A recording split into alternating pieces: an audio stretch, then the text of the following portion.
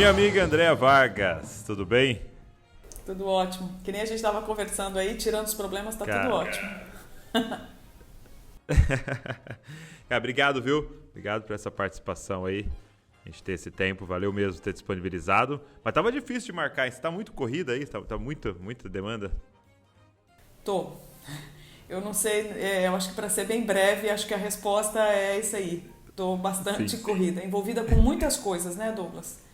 Tem muitas áreas aí que me interessam e acabei realmente me envolvendo com várias frentes.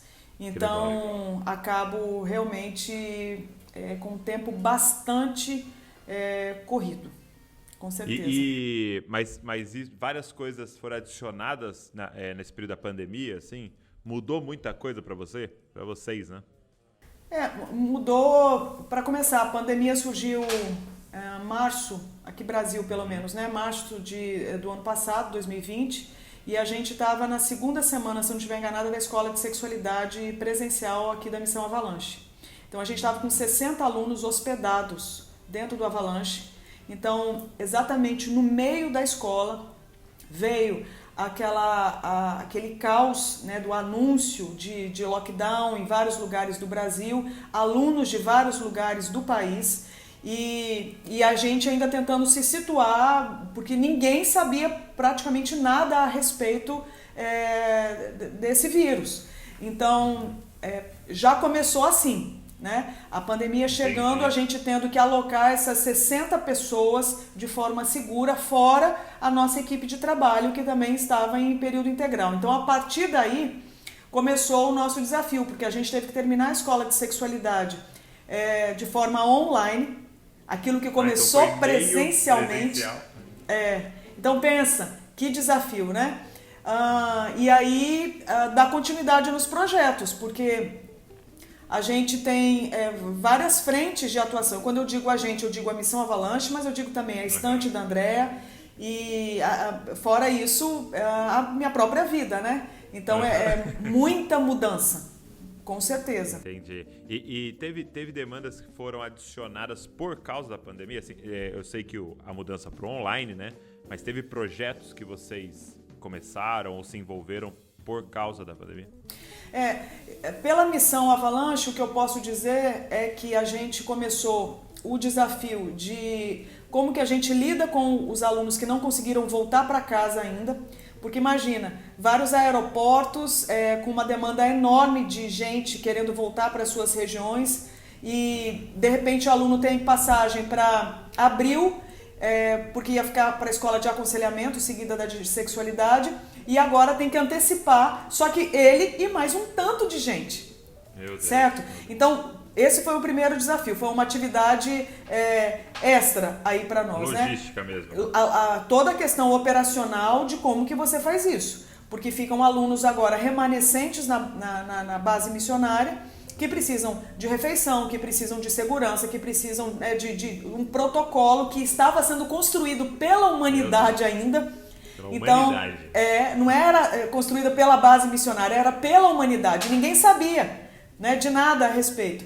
Então, essa aí foi uma atividade a mais. Aí, a própria questão de como que a gente vive agora em lockdown, não é? Porque a gente, em seguida, veio um decreto aqui e eu lembro que a proposta era, olha, 15 dias sem sair de casa. E aquele desespero, como assim 15 dias? Como que a gente sobrevive 15 dias sem sair de casa? Já faz mais de um ano isso. Estamos há 2 anos. Exatamente. E aí, os desdobramentos de tudo isso, né? Porque veio um tanto de coisa seguido. Então, por exemplo, uma preocupação foi a questão da violência doméstica, não é? Porque mexeu com a cabeça de muita gente, os hábitos foram mudados, a economia mudou. Então, como é que você lida agora com essa nova dinâmica? A questão da depressão, os pensamentos de morte, não é? As inclinações para a própria questão da morte, o pânico. Então, tudo isso acaba desembocando em áreas que normalmente são áreas de atuação do cenário de missões urbanas. Então, realmente, eu diria, não eram novas questões, além daquilo que a gente já lidava, como isso que eu pontuei. Né? Mas agora na dimensão, porque agora fica uma escala global, não é? Fora isso, pela estante da André, a gente já tinha lançado a escola, o curso de sexualidade online, mas a gente tinha previsão de já gravar outros módulos. Então a gente teve que se adequar agora a esse formato aí de isolamento e tudo mais, mas continuar a gravar os módulos. Então foi um avanço no sentido da gente ter conseguido liberar outros conteúdos. Então a gente começou a pandemia com um módulo, a gente termina agora, pelo menos até esse momento, já com 4 gravados. Então acredito que tenha sido um avanço. Mas outras questões também foram acontecendo, não é? Eu diria que o desafio mesmo de como que você lida com, por exemplo, como que você faz aconselhamento agora à distância? Como que você faz o trabalho agora de evangelismo à distância? Eu ia te perguntar isso, porque assim, a gente estava aqui também numa fase de um grupo nas missões urbanas, né?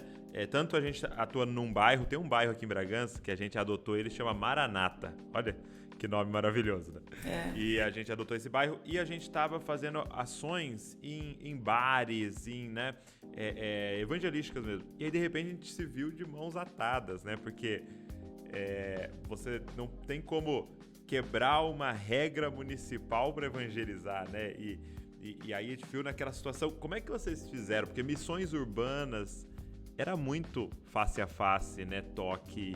Muito visceral, né? Muito visceral, né? Como é que vocês fizeram? Então, não é nem como a gente fez, é como a gente tem feito. Que Procurado vai fazer. fazer por um período, né? Porque tudo vai ter que ser repensado, né? Porque a humanidade não vai ser mais a mesma, não é? Os relacionamentos foram drasticamente impactados. A própria vida de igreja, quanto impacto chegou para ela, você é melhor do que eu, para dizer, por se tratar de pastor de igreja local, inclusive. Mas essa é uma questão que a gente tem pontuado demais nas nossas reuniões aqui de equipe de trabalho. Por quê? Porque não é só a questão do distanciamento físico que a gente tem que pensar, né? A implantação dos protocolos sanitários e tudo mais. Mas a gente tem que redesenhar todo o desempenho, todo o desenvolvimento desse cenário de missões urbanas, né? Porque as demandas continuam aí.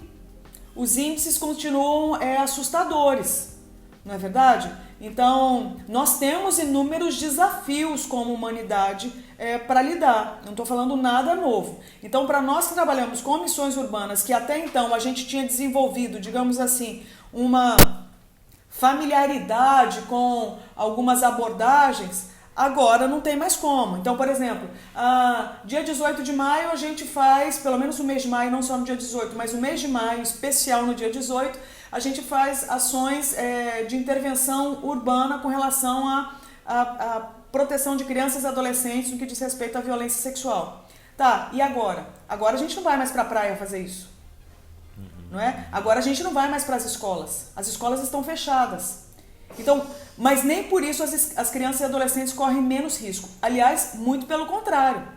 Mais risco. Estão mais expostas, até porque e é como os números mostram, né? Que boa parte das práticas de violência sexual contra crianças e adolescentes são cometidas por pessoas do conhecimento da criança. Então são pessoas normalmente da família.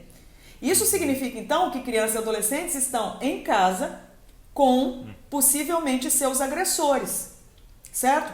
E se antes elas tinham algum sinal que poderia ser observado, por exemplo, por alguém da escola, por alguém da turma, de amigos, reuniões de família, agora não tem mais, porque está todo mundo dentro de casa. Eu digo assim, para quem pode estar dentro de casa. Então, realmente, nós temos que repensar. E a pergunta é, como que a gente tem feito? Bom, aquilo que ainda dá para fazer, a gente está procurando fazer. Então, por exemplo, a Missão Avalanche tem um projeto chamado Ninho, que é focado na questão do imigrante, na questão das pessoas em situação de refúgio. Então, isso ainda é uma demanda extremamente, eu diria que desafiadora para a humanidade, né? Aqui no estado do Espírito Santo não é diferente. Então, isso aí está acontecendo, não é? Então, como é que você lida agora com a questão de pessoas fugindo dos seus países, procurando arrumar um lugar seguro para viver, para sobreviver, chega num país agora novo, né, com uma nova cultura, pelo menos comparado ao que carregava até agora na sua história, e ainda num cenário de pandemia.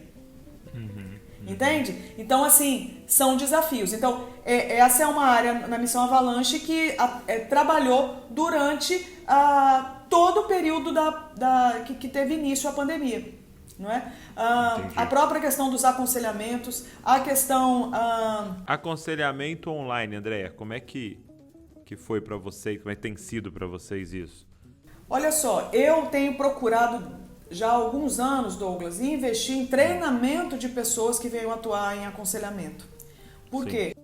A gente já conversou, acho que algumas vezes sobre isso, quando eu digo a respeito da demanda gigantesca de pessoas cristãs que precisam de alguém para conversar no que diz respeito às suas questões particulares, à sua intimidade, certo? Então isso, antes de pandemia, já era uma demanda colossal. Com a pandemia, eu acredito que todo mundo que procura ouvir pessoas no campo da sua intimidade tem sentido mais demanda, mais necessidade de acompanhar, por causa até da questão das pessoas estarem, eu acho que, entrando em contato mais ainda com as suas próprias questões, não é?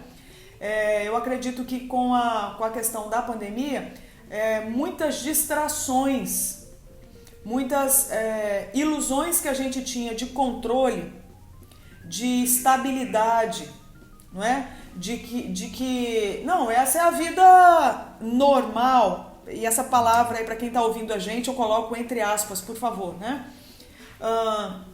Então eu acredito que realmente essa demanda tem aumentado. Então já há um bom tempo eu sofro com a questão dessa demanda, não podendo socorrer todo mundo que precisa. Então, em função disso, já há alguns anos eu procuro trabalhar na área de treinamento, de capacitação de pessoas, de encorajamento de pessoas, para que elas possam estar minimamente ferramentalizadas para atuarem no campo do aconselhamento bíblico, certo? Então, se você me perguntar assim, você tem aconselhado mais durante a pandemia?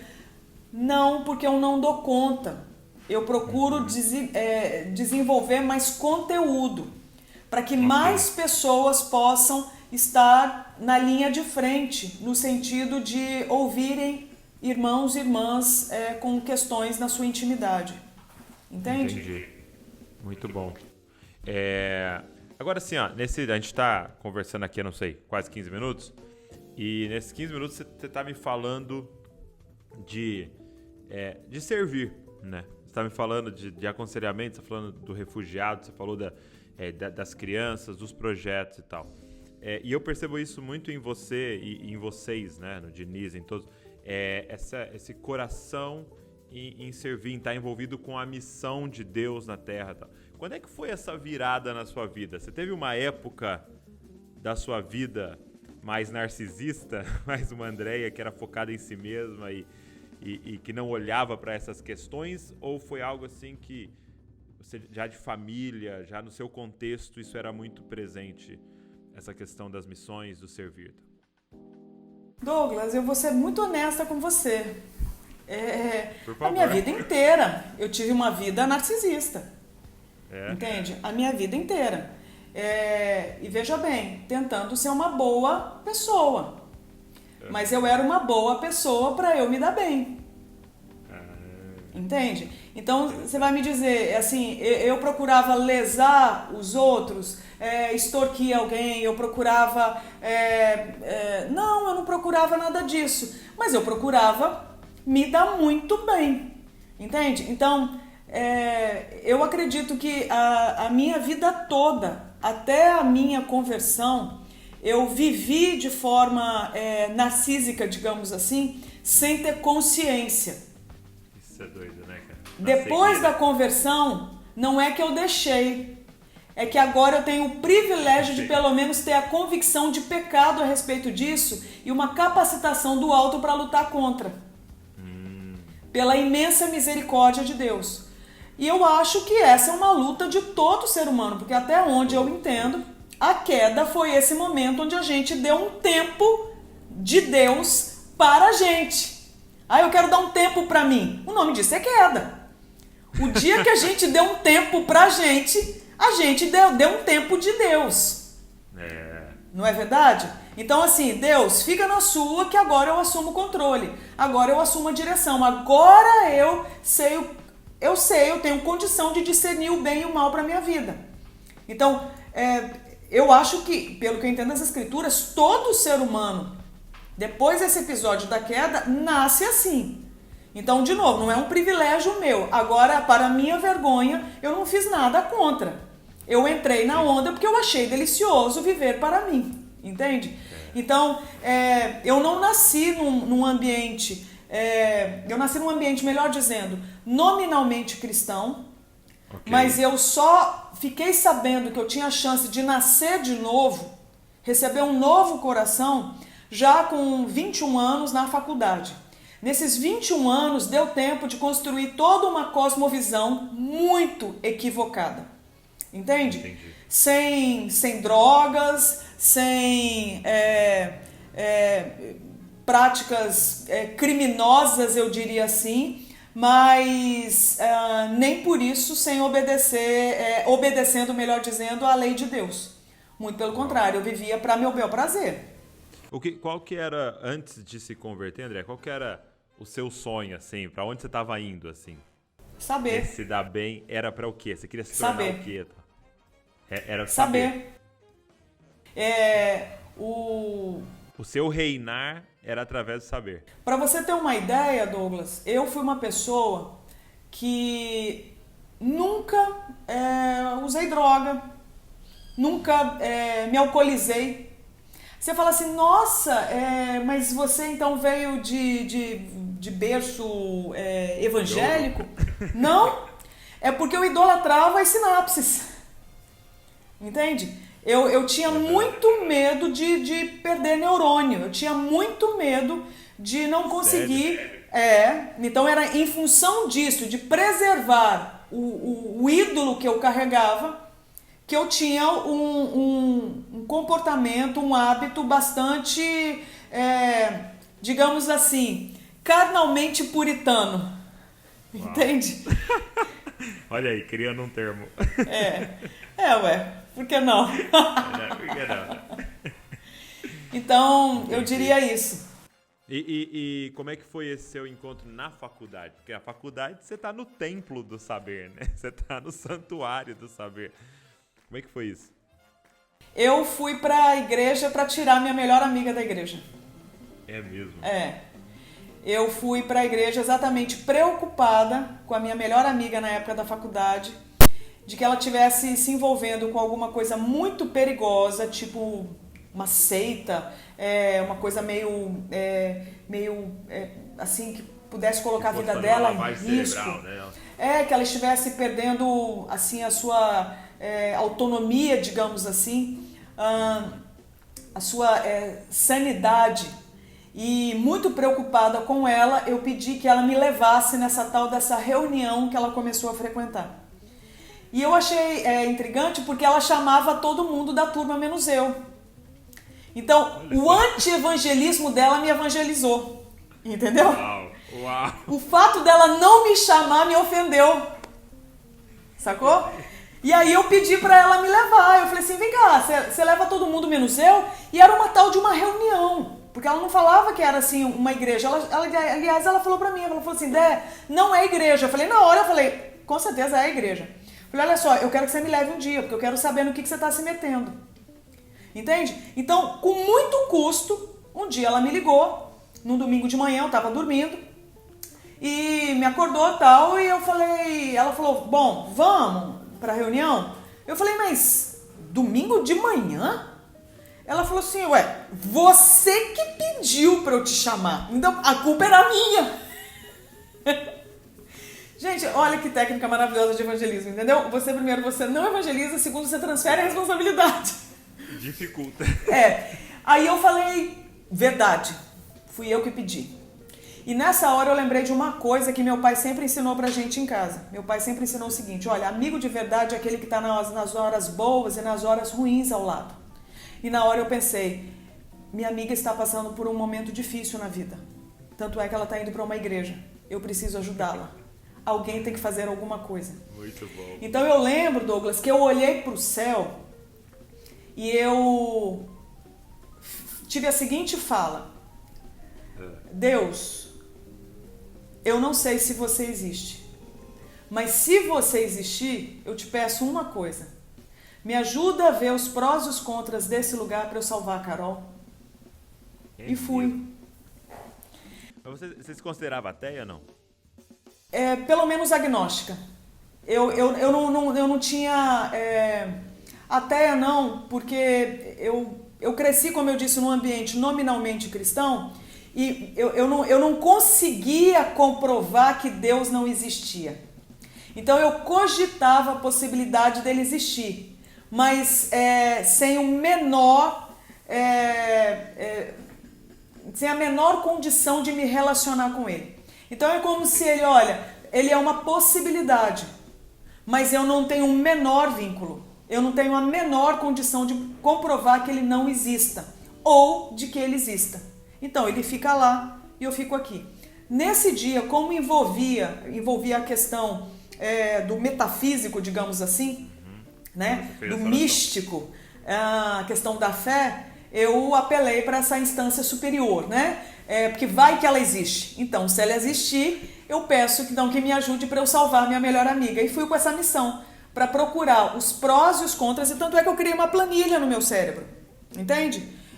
Eu estabeleci ali, abri um arquivo, né?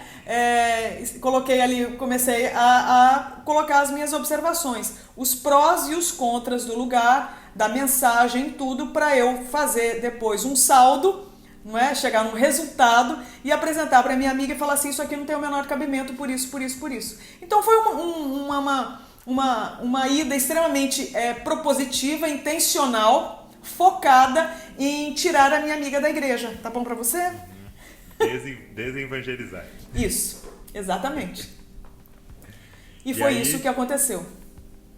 E o que aconteceu quando você chegou lá? Quando eu cheguei lá eu fiquei de cara, porque eu estava acostumada com um ambiente escuro, pouca luz, eu quero dizer, com bancos pesados de madeira. O ambiente então, que eu entendia de igreja era aquela ideia de uma cruz ali com a imagem de um Cristo sangrando, seminu, triste, né, fincado naquela cruz. E pessoas que podiam encher o espaço, mas curiosamente, uma coisa que me incomodava, por isso eu deixei de frequentar. Eu não vou dizer que isso é a experiência de todo mundo, essa foi a minha experiência, tá? Então eu falo isso com muito respeito a quem não pensa da mesma forma. Mas para mim era um ambiente onde havia muito distanciamento. Todo mundo amontoado num banco, mas cada um no seu universo, entende? Seguindo um rito.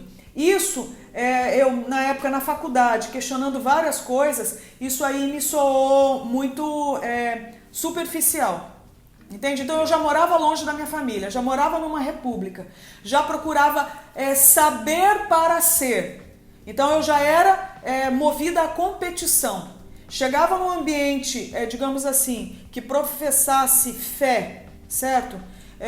A um Deus, a uma divindade, e ainda encontrava uma certa frieza, eu diria, pelo menos nesse espaço aí que eu frequentei por um tempo, aquilo ali para mim não deu. Então foi quando eu rompi, entende? E aí eu passei a acreditar o seguinte, olha, se Deus for isso, então para mim não serve, porque parece que é pior do que se eu não estivesse aqui. Então é pior eu estar aqui do que eu não estar. Então eu achei que não era um bom negócio. E aí quando eu fui para essa reunião, eu fiquei surpresa, por quê? Porque a estética já era outra. Era cadeira de plástico, daquelas que tem entende? Em clube, aquelas que ficam em volta de piscina. Então não tinha nada, era um salão com uma galera de universidade, que eu fiquei de cara, nós estamos falando de São Paulo, capital, um monte de gente de tudo quanto era faculdade. Era um pessoal que estava lá de manhã, então tinha luz, era claro, sabe? E isso me chamou muita atenção. E eu lembro que tinha música, e música muito alegre. Então era um ambiente festivo. E eu achei isso até um pouquinho assim, irritante, sabe? Porque tipo assim, eles estão felizes pelo quê? Eles estão celebrando o quê, gente? Então assim, eu não entendi nada.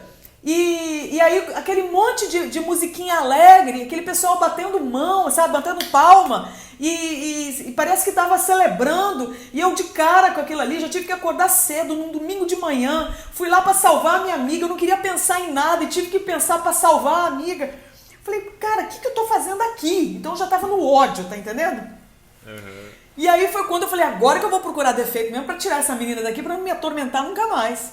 E aquelas musiquinhas alegres, aquele povo felizinho.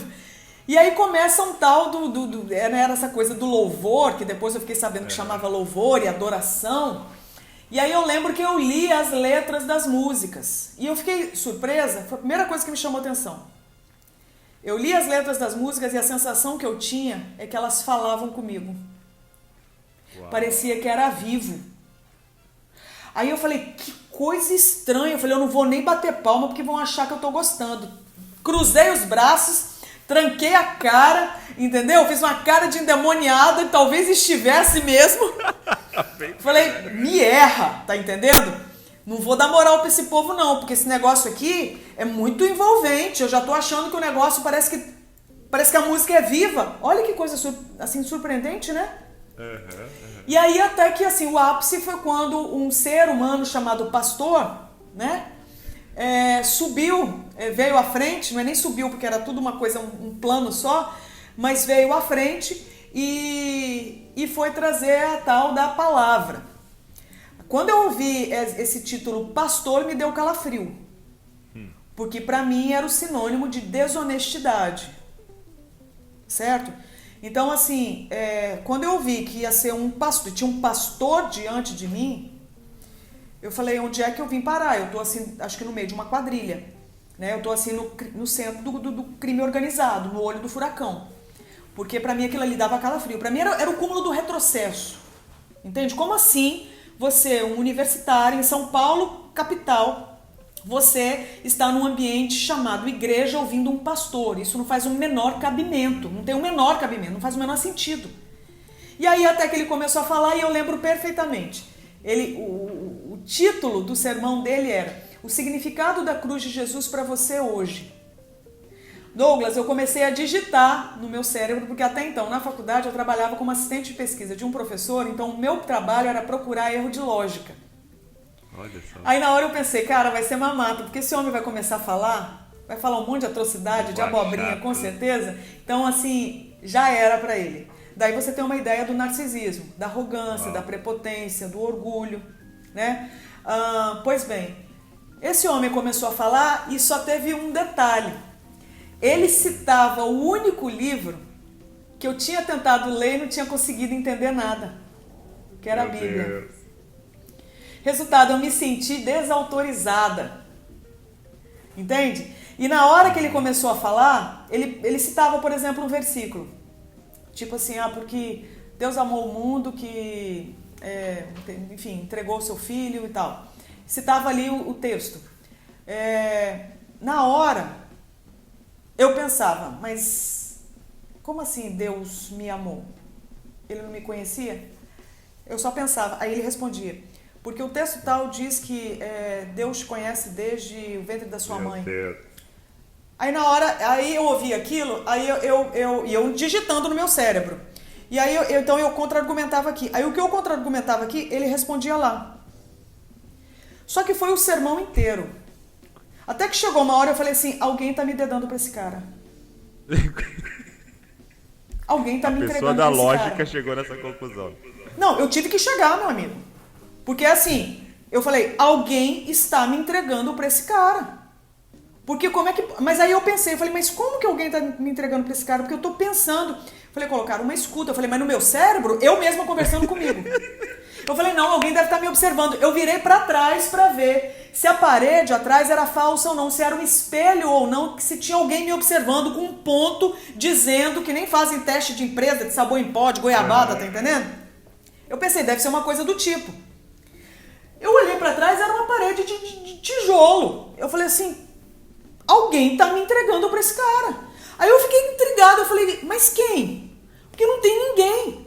Eu falei, alguém que não é coincidência. Como é que você faz um sermão inteiro, no mínimo, era ali, acho que era no mínimo uns 45, 50 minutos, de alguém dizendo pro cara o que eu tava pensando. Cara, não dá, né? Então, assim, a minha racionalidade parece que chegou num limite. E aí foi quando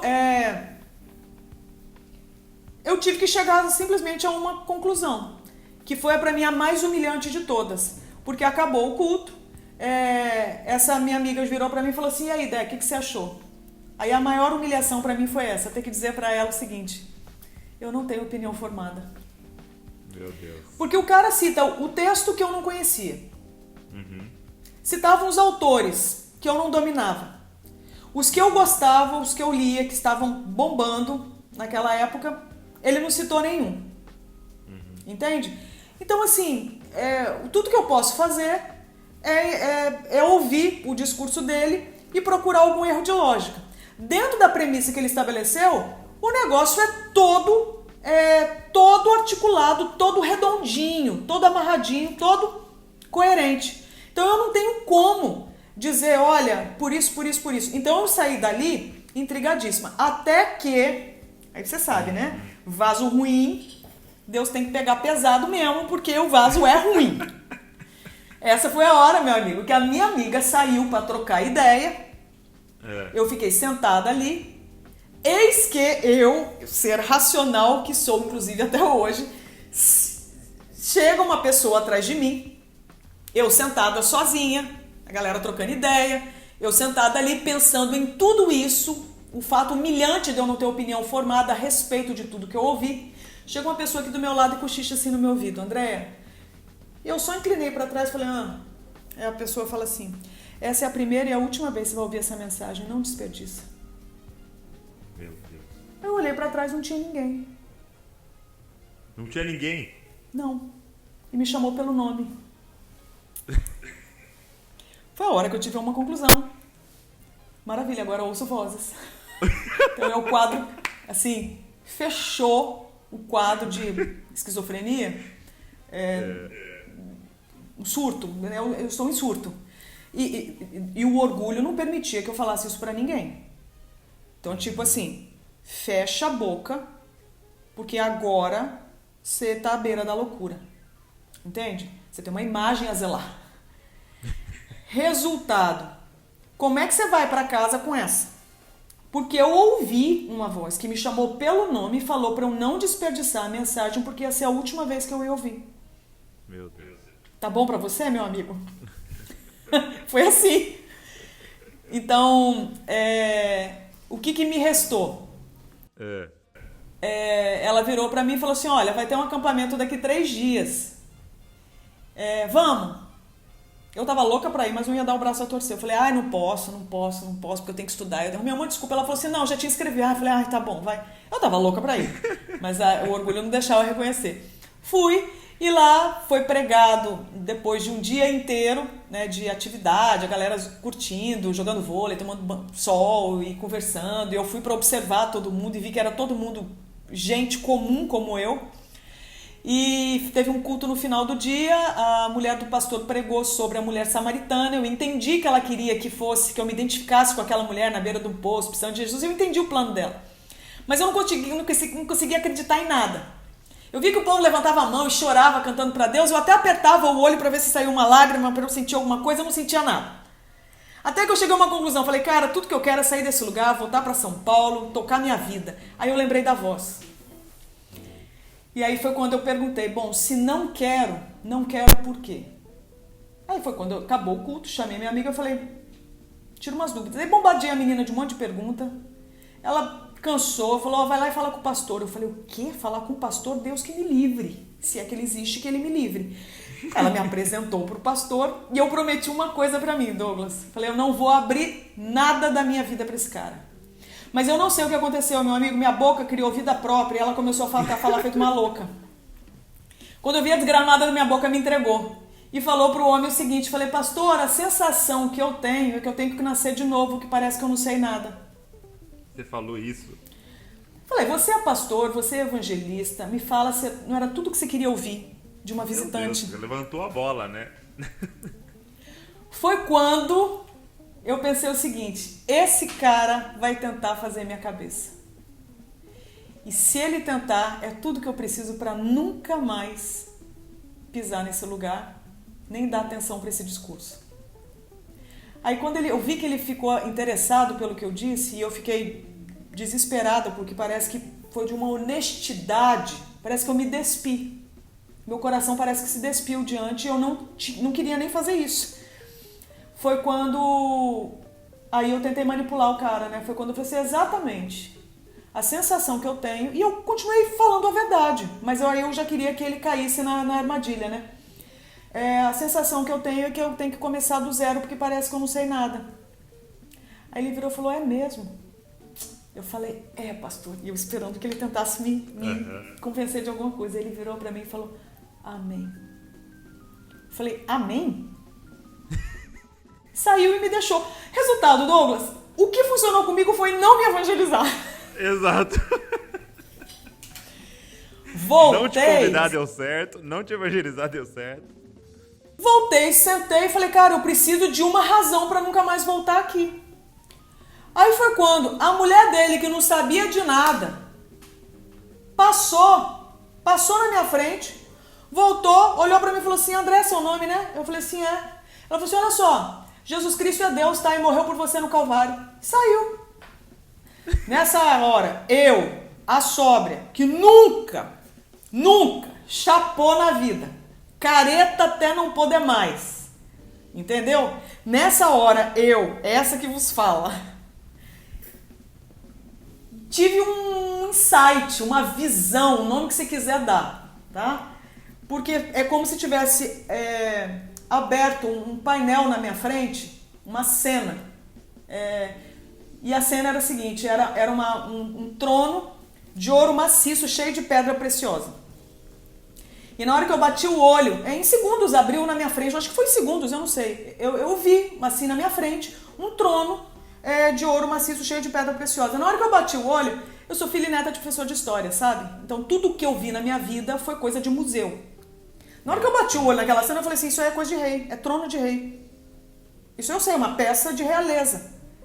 E quando eu olhei de novo, tinha uma pessoa em pé do lado. Quando eu bati o olho, eu falei, é Jesus. Como é que eu sabia que era Jesus? Porque quando eu era criança, minha avó me deu uma Bíblia ilustrada, uma Bíblia para criança. E aquele Jesus que estava lá era aquele que estava do lado do trono. Então eu bati o olho e falei assim, é Jesus. Aí na hora eu entendi, eu falei, esse trono é de Jesus. Nossa, como eu sou esperta. Aí eu perguntei, por que ele não senta se o trono é dele? Quando eu olhei de novo no trono, tinha uma pessoa sentada. Quando eu olhei, era eu. Eu senti tanta vergonha, eu acho que eu nunca senti tanta vergonha na minha vida de ser quem eu era. Meu Deus. A sensação que eu tive é que meu coração dobrou de vergonha diante do rei. Aí minha amiga perguntou se eu queria aceitar Jesus como Senhor e Salvador, que era como falava ali na igreja. Só que ela caiu na besteira de falar assim, então você vai orar comigo e você só vai repetir a oração se você entender e concordar. Pra quê? Porque virou quase um seminário, né? Porque toda hora, na hora de orar, eu parava assim, mas por quê? Ela tinha que abrir a Bíblia e me explicar. Era quase uma palestra. Entendeu? Mas finalmente eu entreguei o meu coração morto para Cristo e Ele me deu um coração novo. Eu entendo que isso aconteceu naquele dia. Foi quando eu acabei de orar e virei para ela e falei assim, Carol, na verdade ela falou comigo, ela falou assim, Dé, tem festa no céu. Eu falei, festa no céu? Como assim? Imagina, festa no céu, quem vai entender isso? Aí eu falei, festa no céu? Como assim? Fiquei imaginando uma festa no céu. Aí ela falou, a Bíblia fala que quando um pecador se arrepende, tem festa no céu. Eu falei, sério? Por quê? Porque o seu nome está escrito no livro da vida. Eu falei, que livro? Onde que meu nome foi parar que eu não tô sabendo? Aí ela tinha que abrir a Bíblia e me mostrar. Eu falei, mas que livro que é esse? Ela falou assim, Dé, quando você morrer, você vai pro céu, você não vai pro inferno. Eu falei, eu vou pro céu? Ela falou, vai, você não vai pro inferno. Eu falei, mas eu não fiz nada. Ela falou assim, mas você não precisa fazer, porque isso é graça de Deus, foi Cristo que fez por você. Eu falei, você tá brincando, Carol? Ela falou assim, Eu falei, é só isso, é só crer em Jesus e a gente vai pro céu? Ela falou assim, Eu falei, Carol, nós temos que contar pra todo mundo, porque o pessoal da faculdade não sabe disso. Douglas, foi isso. Meu Deus do céu. Cheguei a louca segunda-feira com a Bíblia, que era uma Bíblia que eles davam, ela custava na época acho que R$ 9,90. Eu lembro disso perfeitamente. Era uma Bíblia que se dava para quem se convertia, entendeu? E eu ganhei essa Bíblia e eu falei assim, cara, eu tenho que contar para todo mundo da faculdade, eu tenho que contar para os meus professores, eu tenho que contar para tudo, que ninguém vai acreditar um negócio desse. É uma notícia muito boa. Nós temos que falar, entendeu? Foi assim. Mas e aí na faculdade, quando você voltou? Teve professor meu que foi foi conhecer a igreja. É mesmo? Foi. É porque foi uma transformação muito grande, né? Você, isso sendo falado por você, né? Provavelmente eles conheciam, né? Detalhe, eu esqueci de falar uma coisa. Quando eu falei pra Carol nesse dia, né? Que a gente ia contar pra todo mundo, ela me falou o seguinte, que fazia 1 ano que ela tinha convertido. Mas ela não conseguia afirmar na igreja. E aí até que finalmente ela fez uma oração. E por que ela não conseguia afirmar? Porque a nossa turma era uma turma de muita balada. Entende? Então a gente zoava muito. E aí ela perdia as reuniões. Entende? A gente ficava infernizando ela eu não sabia do que estava acontecendo, né? E mesmo que soubesse, eu fui lá tentar tirá-la, entendeu? Enfim, não tem desculpa pra mim não. Mas enfim, ela não conseguia realmente firmar, porque o ambiente era muito, acho que muito hostil para a fé ainda que estava começando, né? Sim, sim. E aí foi quando ela fez uma oração, ela pediu para Deus, falou assim, Deus, faz 1 ano que eu te conheço, eu não consigo firmar, eu sou fraca, levanta pelo menos uma pessoa na faculdade para caminhar comigo, porque eu não consigo sozinha. Ela olhou para a turma e ela falou assim, bom, tem uma que eu sei que nunca vai converter, que é a Andréa. Então por isso que ela me deixou de lado.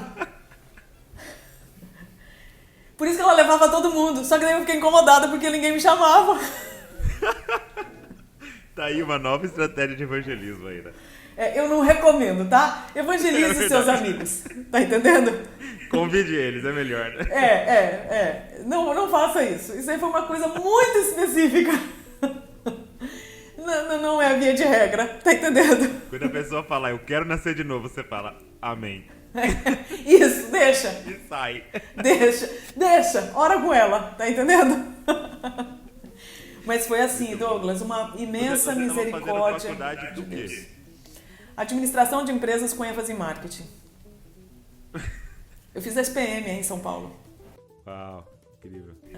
Administração de empresa. Hoje, a Missão Avalanche é muito conhecida no Brasil pelas questões relacionadas à sexualidade, né? Então, você tem os cursos de aconselhamento, principalmente nessa área, né? Da sexualidade e tal. E eu acho que falar de Andréa Vargas, da Missão Avalanche, de tudo que vocês fazem, sempre vai remeter a essa temática, né? Quando é que surgiu essa temática na sua vida? Você falou pra mim de quando você nasceu de novo, mas quando é que você teve clareza dessa missão, assim? Olha, bom, só preciso pontuar aqui, a Missão Avalanche é uma agência de missões urbanas, né? Uma das áreas é a questão da sexualidade, mas a gente trabalha em várias outras, né? Que eu digo assim, que é o tema que se destacou no Brasil. Assim, eu acredito que sim, até porque de alguma forma a gente tem um olhar para a sexualidade que não fica atrelado, não fica restrito à questão de comportamento. a gente Isso. entende na perspectiva da identidade. Por isso que tem a ver com discipulado, entende? Então, falar de sexualidade é falar da expressão da nossa identidade. Falar da identidade para o cristão é falar daquilo que Deus diz sobre ele, entende? Okay. Então, isso aí, de alguma forma, fundamenta todas as escolas, porque é a cosmovisão que a gente acredita, entende? E como a gente tem muitos desafios no país, na questão, sim, aí a gente pode colocar na questão dos relacionamentos, na questão das violências sexuais, dos relacionamentos tóxicos, né? Eu acredito, e ainda a falta de abordagem disso no meio da igreja, então fica uma lacuna muito grande que daí, de repente... Eu acho que esse é o ponto. A gente tem uma lacuna, a gente não sabe o que fazer com uma das maiores demandas atuais da nossa geração e da nossa nação, né? E aí é um problema, porque daí as pessoas continuam precisando de respostas, só que elas continuam encontrando as mesmas respostas para perguntas que não são mais feitas. E as que elas fazem ficam no vácuo. E aí elas vão procurar por aí e vão se arriscar a experimentar coisas para encontrarem essas respostas.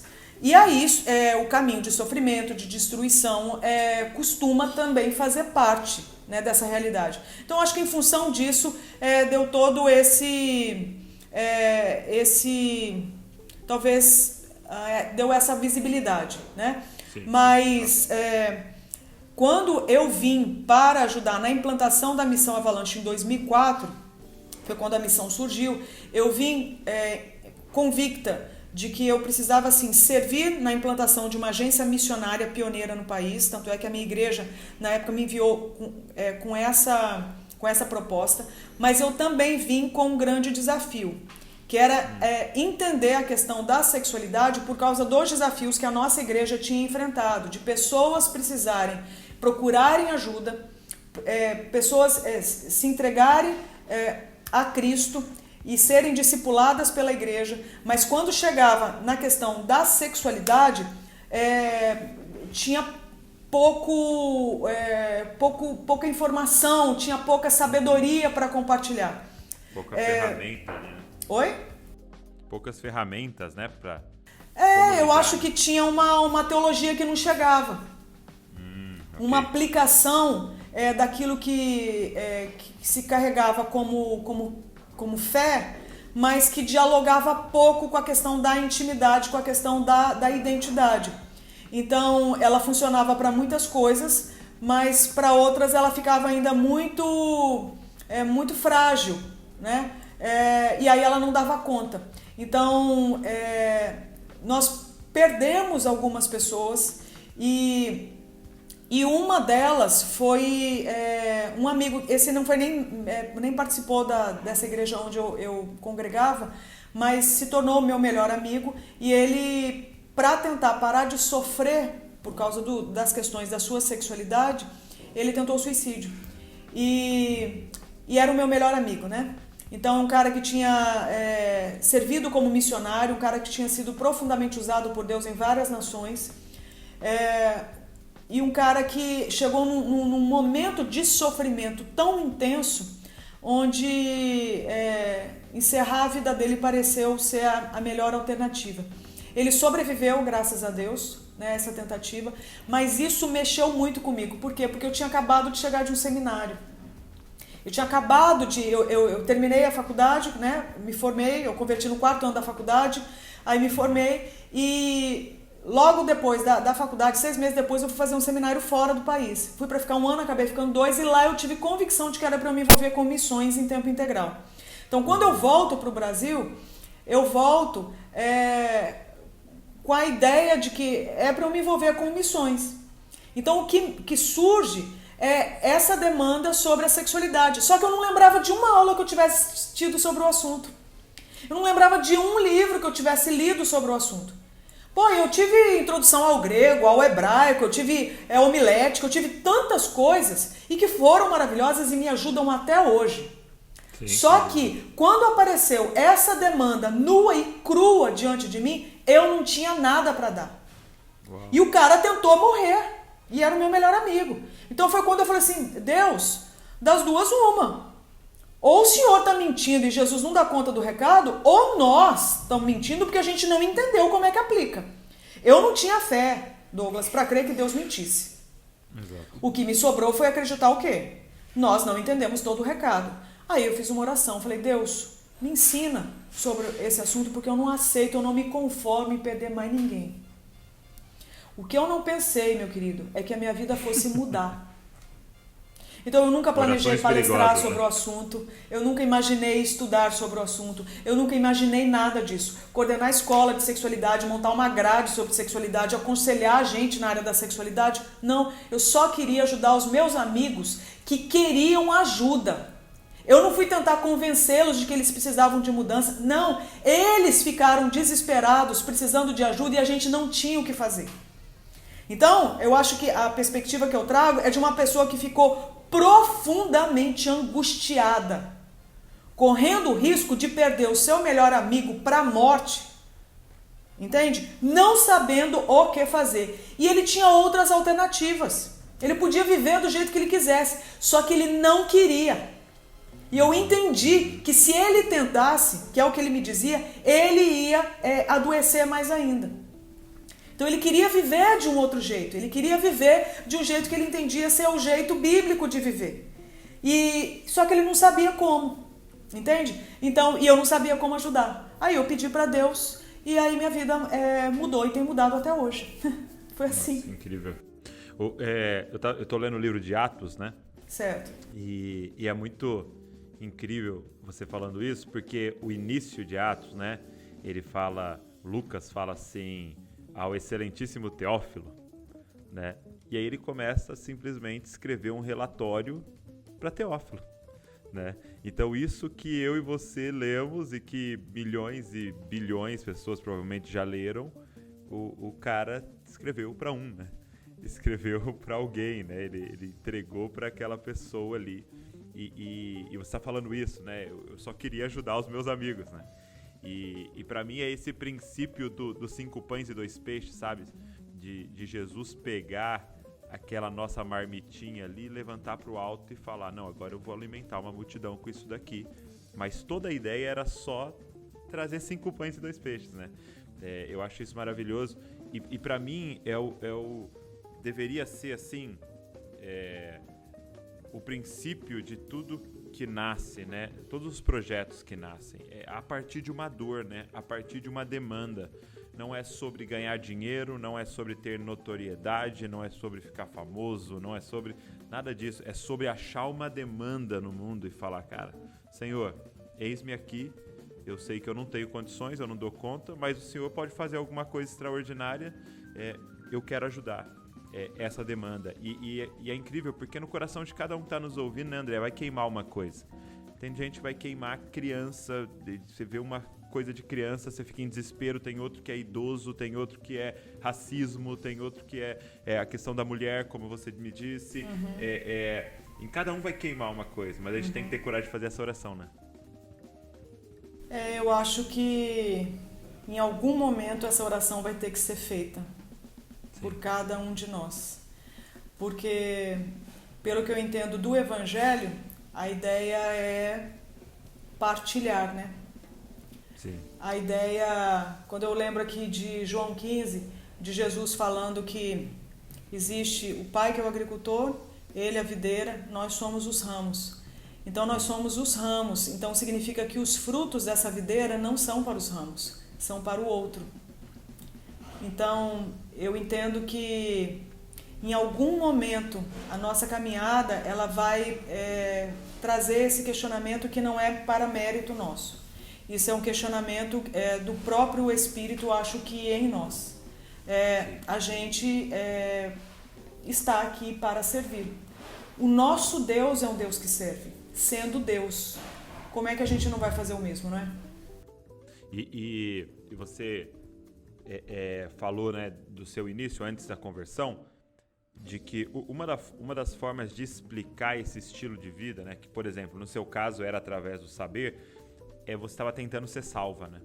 Você estava tentando se salvar, né? Procurando a redenção, só que através de mim mesmo. Exato, através de um ídolo, né? Através de você mesmo, através de um ídolo. E o grande lance do evangelho é: você tá salva. Acabou essa jornada de tentar se salvar. Você simplesmente está salva. Então agora você ganha uma outra missão, né? Que é entregar a sua vida, né? Entendeu? Então, Cristo é esse que não estava vivendo a vida para ser salvo, né? Ele nasce e cresce e vive para entregar a vida para que outros vivam, né? E aí eu acho que esse é o grande lance de sermos cristãos, né? Os pequenos cristos, né? Com as nossas pequenas entregas para que outros vivam, né? E você ter aceitado esse desafio, e toda a sua equipe, né? De falar nessa área que é tão sensível, né? Mas que é tão necessária para o hoje, né? Lindo isso que você disse, estou aqui pensando. Entregar muito, a vida, né? Muito lindo, realmente. E saber que, por exemplo, já fizeram isso por nós, né? Sim. Hoje pra gente, eu vejo aqui, por exemplo, olho na minha estante o tanto de tradução de Bíblia, o quanto que aconteceu, né, para isso aí ser compilado, o tanto de caminhada, o tanto de lágrima que foi derramada. A gente tem meditado aqui sobre as cartas de Paulo, tenho feito devocionais, né, sobre esse trabalho todo de Paulo, e você vê que, assim como você mesmo disse, né, ele escreveu, por exemplo, para um ali, e aí ele falava no final, olha, lê para a igreja, mas provavelmente não tinha dimensão de que a gente estaria. Ontem a gente estava numa reunião de equipe de trabalho ali da Missão Avalanche, então era ali uns 20 missionários lendo a carta de um missionário chamado Paulo para uma igreja que ele plantou. Então, assim, e nós estamos falando o quê? De quantos anos depois, não é? Mas é isso mesmo, meu querido. Eu acho que a nossa jornada, ela não é sobre nós, né? Não. Ela é sobre o próprio Deus. É isso aí. Se eu não me engano, era Lutero que falava que a essência do pecado, ele dizia assim, que é virado para dentro, né? Então, o homem pecador é um homem encurvado em si mesmo, né? E realmente ser salvo é a sua cabeça ser levantada, né?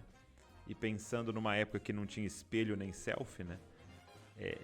Você não olha mais para você, né? E agora seu olhar é para o outro, é para o céu, é para a glória de Deus e para o outro, né? E eu acho que esse é o nosso grande desafio, né? Diário, né? E uma coisa que me mexe muito comigo, você está falando das cartas de Paulo e de tudo isso que a gente está conversando, é você olhar para as cartas e falar, cara, toda a nossa teologia está ali, né? Os tratados teológicos mais profundos, principalmente ali em Romanos, um Efésios, só que eram cartas para resolver problema, né? Nunca foi sobre a teologia primeiramente, era sobre resolver uma demanda atual da igreja, né? Então, sempre a teologia serviu para isso, né? Paulo fala aquelas coisas mais profundas em Éfeso, que é chocante, e termina falando, marido, então ama sua mulher. Esposa, então respeite seu marido. O filho, né? Honra seu pai. Trabalhador, trabalha como se fosse pro Senhor. Patrão, trata bem seus funcionários. Terminar em resolver o que está acontecendo naquele lugar, né? Então, por exemplo, o que está acontecendo em Bragança Paulista? A gente tem que olhar para a teologia e falar quais são as respostas para o que está acontecendo, né? Para a gente não ficar gastando a vida respondendo o que ninguém está perguntando mais, né? Porque é sobre os princípios, né? Então isso que eu acho maravilhoso na cosmovisão bíblica, porque ela dialoga com a realidade. Ela precisa dialogar com a realidade para ser, inclusive, bíblica, não é? Então, por exemplo, Jesus se fez em carne. Olha que coisa mais... tem exemplo maior de contextualização do que isso? Não existe, não é? Deus se tornar humano. Fazer mais do que ele. Não, ninguém vai conseguir, ninguém entende mais de contextualização do que o próprio Deus em Cristo. Então, realmente, Isso aí que você está dizendo dá para... Nossa, acho que traz tanta possibilidade de reflexão. Abriu aqui um monte de aba. Esse negócio da encarnação, por exemplo, é a doutrina da encarnação. Você vai pegar uns autores cabulosos falando sobre isso e tal. Mas quando a gente vai para prática mesmo, a gente fez uma série agora aqui na família de Zascope sobre isso, né? O Deus Homem, né? E a conclusão que a gente chegou foi: o Cristo é o único, o nosso Deus é o único Deus que pode olhar para nós e falar, eu também. Quando você estiver sendo rejeitado, ele pode falar para você, eu sei o que está passando. Entendeu? E aí, quando você tiver apanhado, sofrido violência, ele poder estar do seu lado e falar, eu sei o que está passando. E aí, quando você for tentado, ele falar, eu sei, eu fui muito mais ainda do que você foi. E tal. E é o único que se identifica com a gente, pode falar, eu também, e não perde a sua divindade, né? Seu poder sobre todo o universo. Então, assim, é demais, né? Quando você traz para a prática, quando você traz para nossa segunda-feira, né? Para as nossas demandas. Isso é incrível. Você estava falando ali sobre a questão de que a salvação ela vem de fora, né? E que o nosso trabalho agora você usou o termo, eu não vou lembrar aqui agora. Entregar a nossa vida, né? Entregar essa vida, que inclusive ela foi entregue, né? Sim. O que a gente tinha era morte, aí a gente recebe agora a vida, isso aí é um presente. E agora então é viver nisso. Aí eu vejo, no final das contas, que realmente o sentido da nossa vida, a razão, né, pela qual a gente está aqui, gira em torno basicamente de uma questão, de amar a Deus acima de outros amores.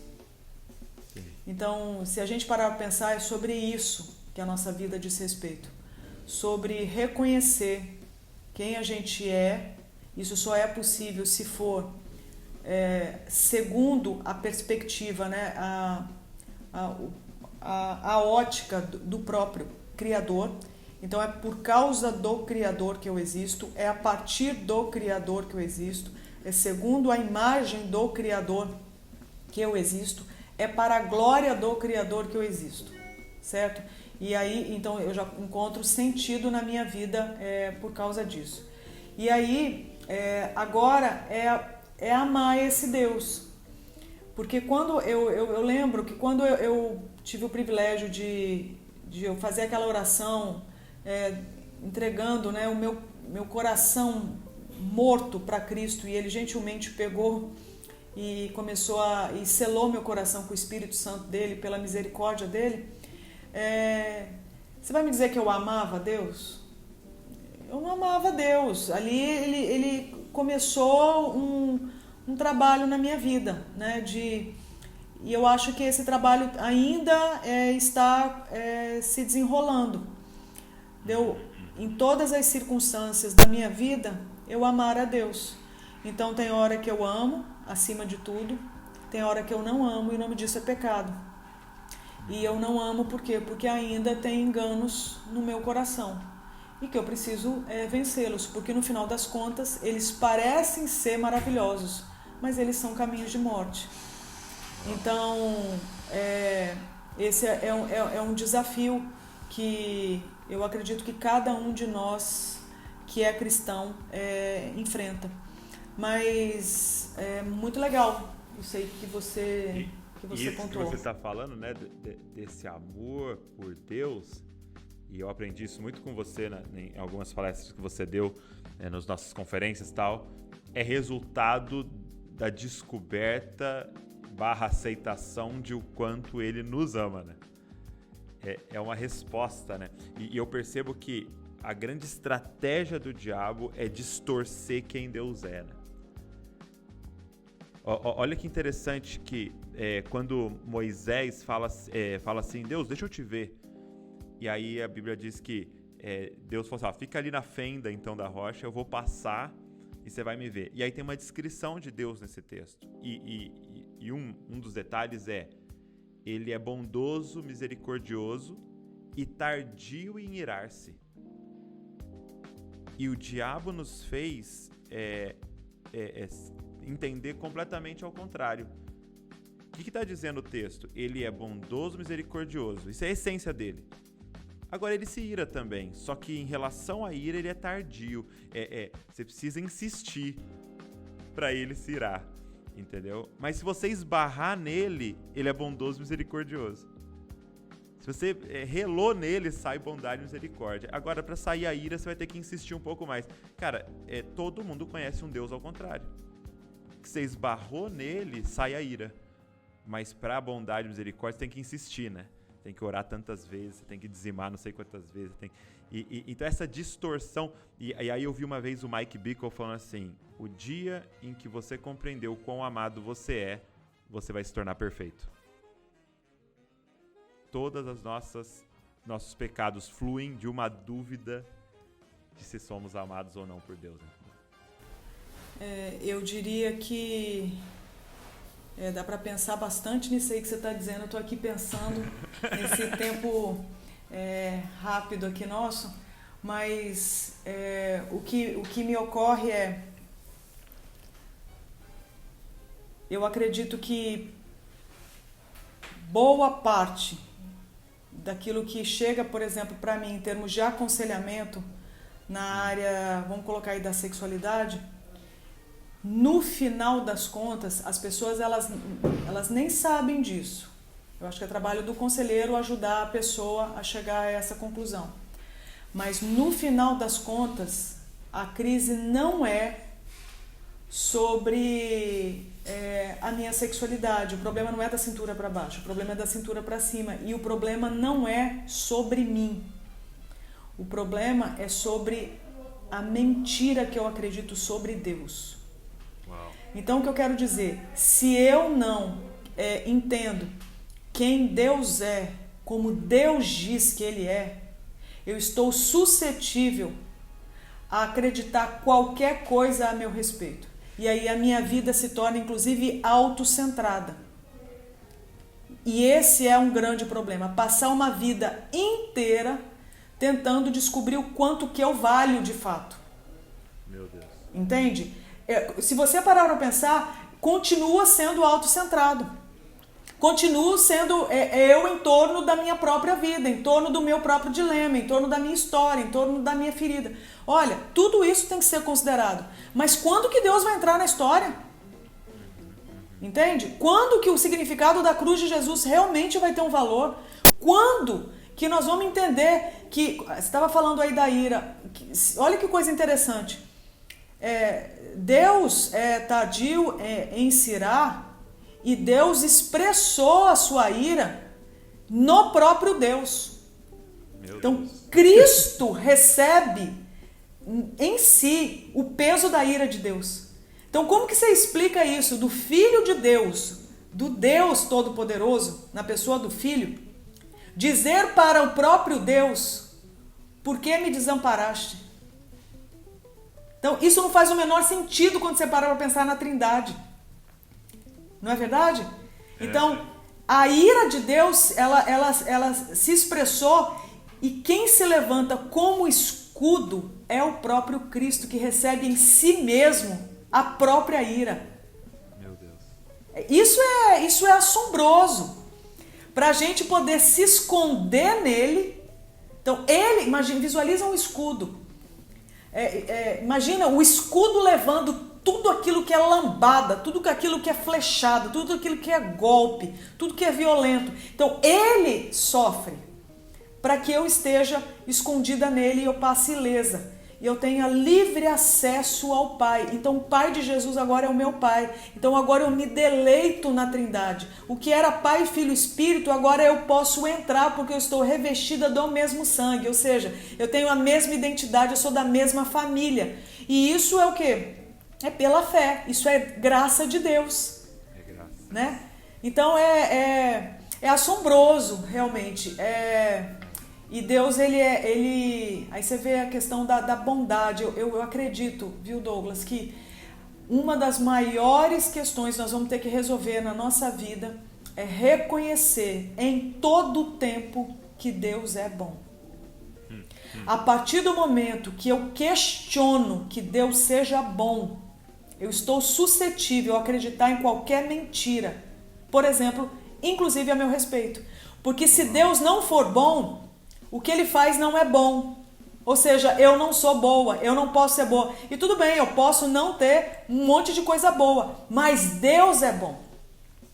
E porque ele é bom, ele faz coisas boas, entende? Então, a partir do momento que eu duvido a respeito dos atributos que Deus diz serem os seus atributos, eu estou suscetível a acreditar em qualquer mentira a meu respeito. Isso significa que eu fico vulnerável a adorar falsos deuses, a ir atrás de ídolos que me tragam a sensação de redenção, mas não passam de caminho de morte.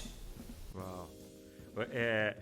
Eu tô lendo, a gente, na verdade, lançou um livro aqui, traduziu, parceria com a Pilgrim, né? Imprimimos, Manso e Humilde. E ele diz assim, o autor, o grande problema do pecado não é somente o ato de pecar, mas é ele ter efeito de distorcer Deus da nossa mente, que mente para nós agora que a gente não pode correr para ele, então a gente continua correndo para o pecado. É um jogo de conveniência, né? O problema dele é essa distorção de quem Deus é. Que agora o Adão se esconde de Deus, sendo que era para ter corrido para Deus, né? Aonde estava a redenção, né? Ele vem com essa mentira, né? E aí é o ciclo, né? Infinito.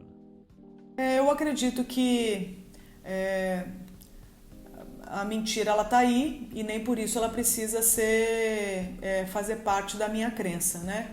Eu entendo que o pecado é exatamente isso. Eu substituir a verdade pela mentira, né? E isso com certeza se dá por alguma conveniência.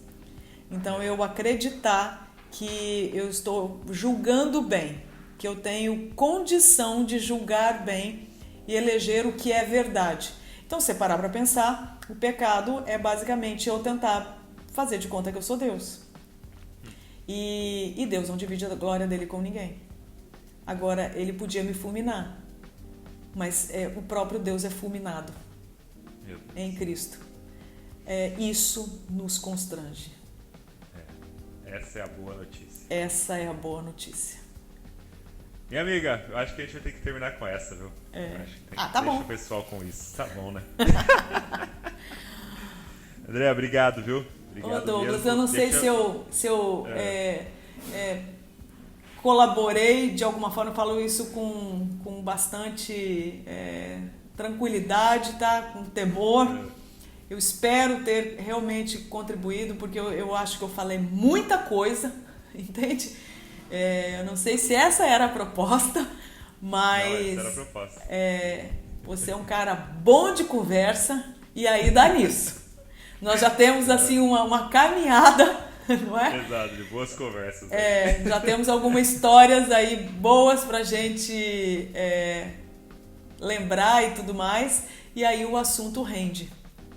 Tá? Eu espero, qualquer coisa você me fala aí, a gente vê, tá bom? Tá bom. Deixa eu te falar uma coisa. Os cursos da estante da Andréia, da Avalanche, eles estão abertos, as pessoas podem entrar em qualquer momento ou tem momentos específicos para se inscrever e tal? A Missão Avalanche tem curso online também. Lançou esses dias uma segunda edição, a edição de 2021, vai retomar agora no segundo semestre e a proposta ficou sensacional porque tem um pouco de todas as nossas escolas. Então ali tem de tudo um pouco. Entrar no site, entrar no Instagram, procurar lá, Avalanche Missões. Vou colocar na descrição aqui, tá, gente? Maravilha. E aí a outra coisa é a Estante da Andréia. A Estante da Andréia é uma curadoria de livro que eu acho que tem boa parte dos livros que eu acredito que as pessoas deveriam ler antes de morrer. E ali dentro também tem a escola, o nosso curso online de sexualidade e identidade. Então esses cursos nós vamos lançar agora novas inscrições, inclusive já incluindo o último módulo, que é o módulo 4, que inclui aconselhamento. a gente vai liberar as inscrições agora em julho para uma nova rodada de inscrição, tá certo?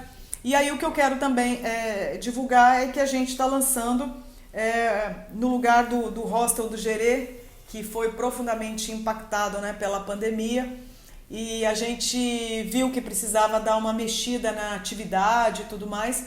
A gente está lançando uma hospedaria de negócios para mulheres empreendedoras. Então, se você também puder me ajudar a divulgar isso aí, eu acho que vai ser muito legal. Tem algum lugar que a galera pode procurar? Nós vamos lançar daqui uns dias. Aí a gente vai ter site, Instagram, para todo mundo estar acompanhando. E tem como todo mundo, mesmo à distância, se envolver. Porque a proposta é exatamente a gente poder servir de trampolim, poder servir de plataforma para que mulheres possam viver a sua vocação, para que mulheres possam viver aquilo que a gente acredita ter sido o que Deus desenhou para elas, ainda que inclusive elas nem saibam que possa ter sido de Deus. Mas de qualquer forma é tratar a mulher, seja ela quem for, seja do jeito que for, a gente poder ajudar essa mulher a viver uma vida de dignidade, entende?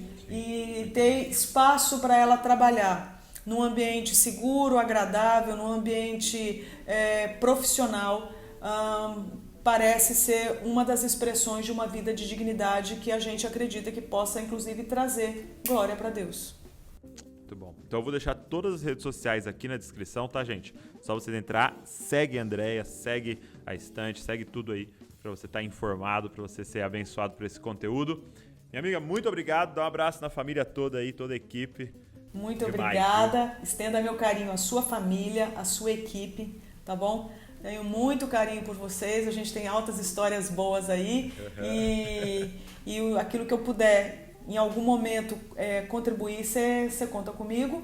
E isso vale também para todos nós aqui, tá certo? Beleza. Então, a gente tá junto, tá? É nóis! Valeu, é nóis. Deus abençoe você e não se esqueça, você é uma cópia de Jesus. Valeu.